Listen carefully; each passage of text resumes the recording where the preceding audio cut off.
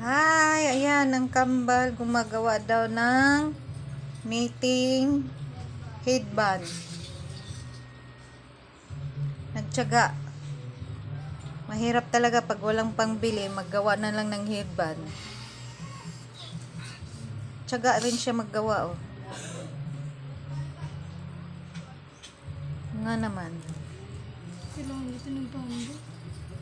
Mahaba kasing buhok nila eh.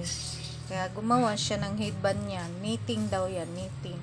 Gamit ang barbecue stick. Hindi kawayan lang yan. Kawayan daw pala. Pinalitan ko na yan. Saan ka tinakakuha? Pero sa barbecue stick ko yan. Ginawa mo lang. Hindi ano? Yung mga kolektor at kawayan dyan.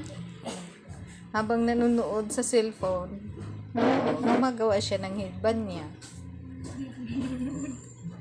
Yun. Stick lang ang gamit niyan. Kawayan. Yan. Ginawa nila. Ate, patingin nga dyan sa ginawa mo na. May finished product na silang ginagamit na eh. Dali. Ito yun.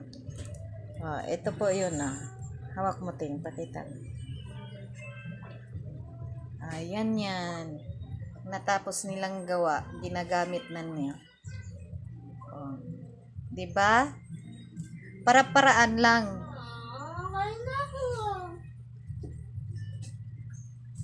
Huwag mo na masikot-ikotin. Diba? Hiban. Para ka namang Muslim niya. Ayan ang finished product nila. Ayan. Nakapos yung ito. Wait lang.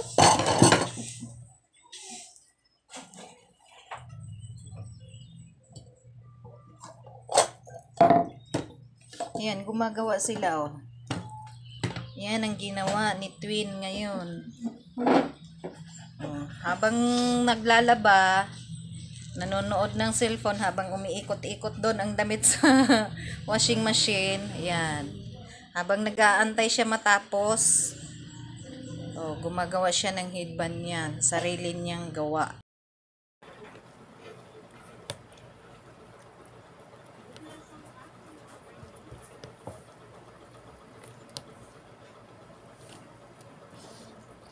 Naghahang ako, te.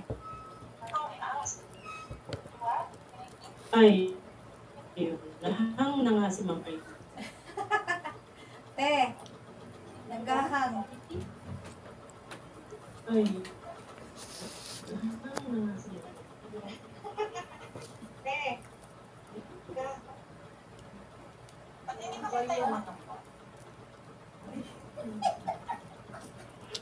Ba't hindi makita yung ano ko? Salita pa ng salita.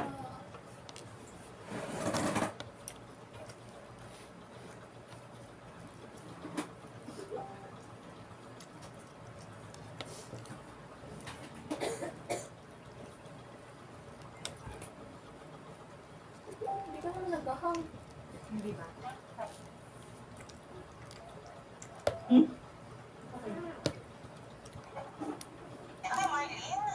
Ha? Hi, Marlene!